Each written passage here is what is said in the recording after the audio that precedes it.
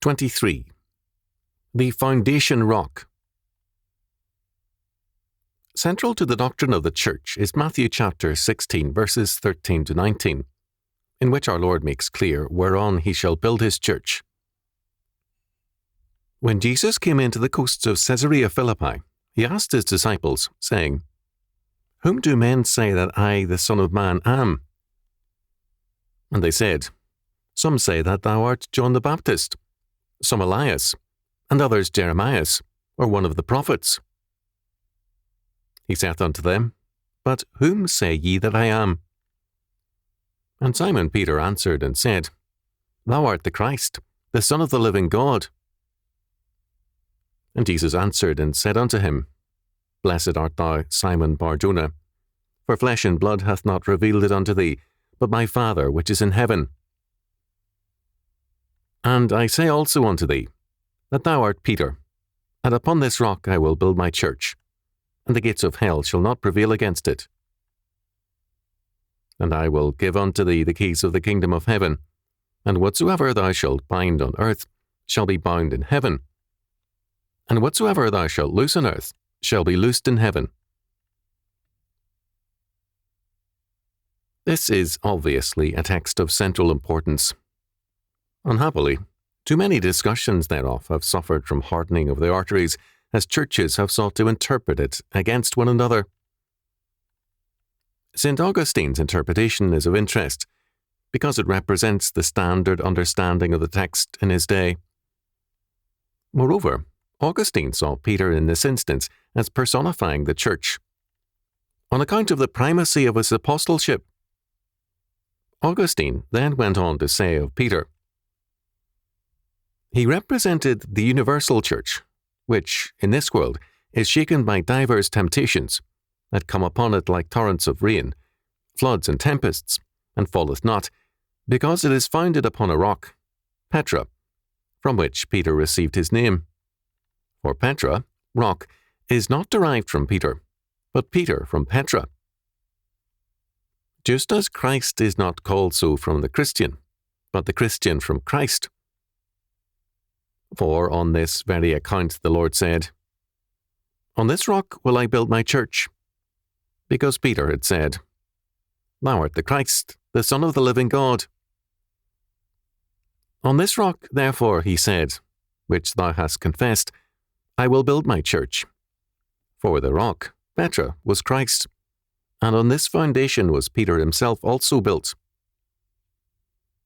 For other foundation can no man lay than that is laid, which is Christ Jesus. The church, therefore, which is founded in Christ, received from him the keys of the kingdom of heaven in the person of Peter, that is to say, the power of binding and loosing sins. For what the church is essentially in Christ, such representatively is Peter in the rock, Petra, and in this representation Christ is to be understood as the rock, Peter as the church. This church, accordingly, which Peter represented, so long as it lives amidst evil, by loving and following Christ, is delivered from evil. This interpretation is not unlike that of Reformed scholars. In fact, Bannerman actually puts slightly more stress on Peter than does Augustine. In the era prior to the Norman conquest of England, Ælfric gave a like interpretation in one of his sermons, saying, Just then said, What say ye that I am? Peter answered him, Thou art Christ, the living God's Son. The Lord to him said for answer, Blessed art thou, Simon, dove's child, etc. The expounder unveils to us the deepness of this lesson. The Lord said to Peter, Thou art rocken. Note, literally stonen, having the same relation to stone as rocken to rock, golden to gold, earthen to earth, etc. For the strength of his faith and for the firmness of his confession, he received that name, because he joined himself with steadfast mind to Christ, who is called a rock by the Apostle Paul. And I will build my church upon this rock, that is, upon the faith which thou confessest. all God's convocation is built upon the rock, that is, upon Christ, because he is the ground wall of all the structures of his own church. All God's churches are accounted as one convocation, and this is built with chosen men, not with dead stones. And all the building of those lively stones is laid upon Christ, because we are, through faith, accounted his members. And he our aller, of all of us, head. Whosoever builds off the ground wall, his work shall fall, to his great loss. Jesus said, "The gates of hell shall not have power against my church." Sins and erroneous doctrine are hell's gates, because they lead the sinful man, as it were, through a gate into hell's torment. Many are those gates, but none of them shall have the power against the holy convocation, which is built upon the firm rock, Christ, because the believer, through Christ's protection, escapes the perils of the devilish temptations. Now, Alfric did go on to say that the power of the keys belonged to the successors of Peter and all the apostles, to all bishops and priests, only if they carefully hold it after the evangelical constitution. Alfric stressed strongly that only through faith are any accounted members of Christ. When we come to the 20th century, we find that G. Campbell Morgan, the British evangelical leader of the early years, or first quarter or so especially, said much the same thing in Peter and the Church. When we turn to the Reformation era and to Calvin, we find him referring to Augustine and saying, among other things, "Thou art Peter." By these words, our Lord assures him that it was not without a good reason that he had formerly given him this name, because, as a living stone, 1 Peter chapter 2 verse 5, in the temple of God, he retains his steadfastness. This extends, no doubt, to all believers, each of whom is a temple of God. 1 Corinthians chapter 6 verse 19, and who, united to each other by faith, make together one temple. Ephesians chapter 2 verse 21. But it denotes also the distinguished excellence of Peter above the rest, as each in his own order receives more or less, according to the measure of the gift of Christ. Ephesians chapter 4 verse 7. And on this rock. Hence, it is evident how the name Peter comes to be applied both to Simon individually and to other believers. It is because they are founded on the faith of Christ and joined together by a holy consent into a spiritual building, that God may dwell in the midst of them. Ezekiel chapter 43 verse 7. For Christ, by announcing that this would be the common foundation of the whole church, intended to associate with Peter all the godly that would ever exist in the world. I have cited these various churchmen to indicate that there has been a substantial body of common faith over the centuries. On the other hand, some Catholic thinkers, like Kirsch, have held to another, in disagreement with Augustine and others. According to Kirsch, by the word rock, the Saviour cannot have meant himself, but only Peter. This is the position most clearly set forth by men like Pelliccia, an Italian scholar of the early 19th century. However, when Pelliccia was translated into English, the editor-translator, the Reverend Y.C. Bellett, noted, "It is very far from adequately putting the whole case." I cite this simply to point out that the Catholic position is not as fixed or unvarying as some would hold, nor the Protestant view so fluid either. We need not go to men like Hans Küng, a modernist, to find Augustinianism in Catholic circles. With this in mind, namely that Christ is the rock, and that Peter's faith and our faith makes us members of the rock, let us turn to the text as a whole. In passing, let us remember that in antiquity, rock was a common symbol for God or the gods. In the, quote, song, end quote, of Moses, his concluding words, we find several references to God as the rock. Deuteronomy chapter 32, verses 4, 15 and 18. In one passage, Moses contrasts the pagan rocks or gods with our rock. How should one chase 1,000 and two put 10,000 to flight, except their rock had sold him, and the Lord had shut them up? For their rock is not as our rock, even our enemies themselves being judges. Deuteronomy chapter 32, verses 30 and 31. God the Lord is the rock. We can become members of that rock, or rockin', as Alfric said. Matthew chapter 16, verses 13 to 19, tells us, first, that the people clearly saw Jesus as a supernatural person, one of the prophets, Isaiah, Jeremiah, John the Baptist, or a like man, come from the dead to prophesy. Herod himself said fearfully to one of his servants, "This is John the Baptist.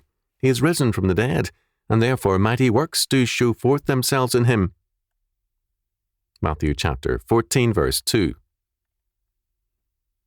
Since John the Baptist and Jesus were cousins, a family resemblance may have encouraged Herod in his belief. However, very commonly, it was assumed that Jesus was a supernatural person. Second, the disciples held to another belief, which may well have been shared by others of the followers and by some of the public. Peter gave voice to this. "Thou art the Christ, the Son of the living God." Very obviously, our Lord recognized some kind of eminence in Peter. His new name signaled this. Moreover, the inspiration of God was declared to be behind Peter's confession. In terms of this confession, Peter is blessed and strong. Apart from it, he is even evil. Immediately after this blessing of Peter, our Lord spoke of his coming atoning death and resurrection. From that time forth began Jesus to show unto his disciples how that he must go unto Jerusalem, and suffer many things of the elders and chief priests and scribes, and be killed, and be raised again the third day. Then Peter took him, and began to rebuke him, saying, "Be it far from thee, Lord, this shall not be unto thee." And he turned and said unto Peter, "Get thee behind me, Satan. Thou art an offence unto me, for thou savourest not the things that be of God, but those that be of men." Matthew chapter 16, verses 21 to 23. The blessing and cursing of Peter go hand in hand, as do our blessing and cursing. None of us, whatever our status within Christ's church and kingdom, can stand except by his grace and by faith, or, as Alfric stated it, only if we carefully hold to the evangelical constitution, to God's total gospel. The Church has never implemented our Lord's standard of preeminence and rule. When the 12 debated the question of superior authority, our Lord told them, "But Jesus called them unto him, and said, Ye know that the princes of the Gentiles exercise dominion over them, and they that are great exercise authority upon them. But it shall not be so among you. But whosoever will be great among you, let him be your minister.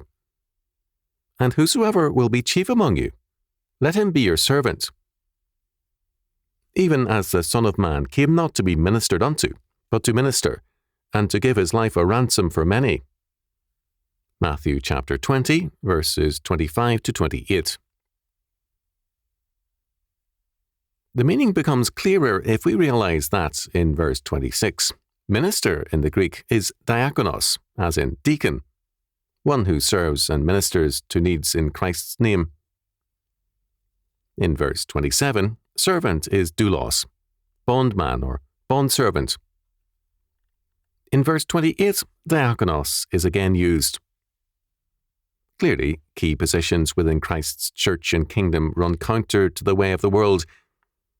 Instead of giving us power to dominate others, Their purpose is to enable us to have a larger scope of service, a greater means of establishing Christ's dominion. Sadly, churchmen have too often seen this as, quote, impractical, end quote, and have played the power game. Third, this is not to say that Christ intends the church to be powerless. On the contrary, if the Peters of every generation, great and small, are faithful to Christ their rock, the gates of hell cannot prevail or hold out against them. Hell will be on the defensive and losing side. For whatsoever is born of God overcometh the world, and this is the victory that overcometh the world, even our faith. 1 John chapter 5, verse 4. Fourth, our Lord spoke of the keys of the kingdom. The keys are an old Hebraic symbol for the power to interpret Scripture. Our Lord's condemnation of the scribes and Pharisees had to do with this fact. As the possessors of the keys, they shut up the kingdom, neither entering nor allowing others to enter therein. Matthew chapter 16, verse 19. The same must be said of all too many men of today's pulpits. The keys, as a symbol of having command of the doors of knowledge, survives among us today in a good rabbinic and biblical symbol, the Phi Beta Kappa key. Fifth, the binding and loosening power is not legislative but ministerial. No man can set aside God's law. It is the canon or rule of the church. Churchmen are called to administer that law, not to alter nor supplant it. Today, virtually all churches are antinomian. The blessing and the cursing of Peter and of all of us is in terms of this. Are we ministers, or do we, in terms of the tempter's program, seek to determine law, good and evil, for ourselves? Do we seek to legislate as little gods? Genesis chapter 3, verse 5. There can be no binding nor loosening apart from God's law word. To confess Christ and to be of the rock means to minister in his name, to be faithful to his law word, and to further his kingdom and dominion as his bondservants. Then, whatever our status, we are blessed and great indeed.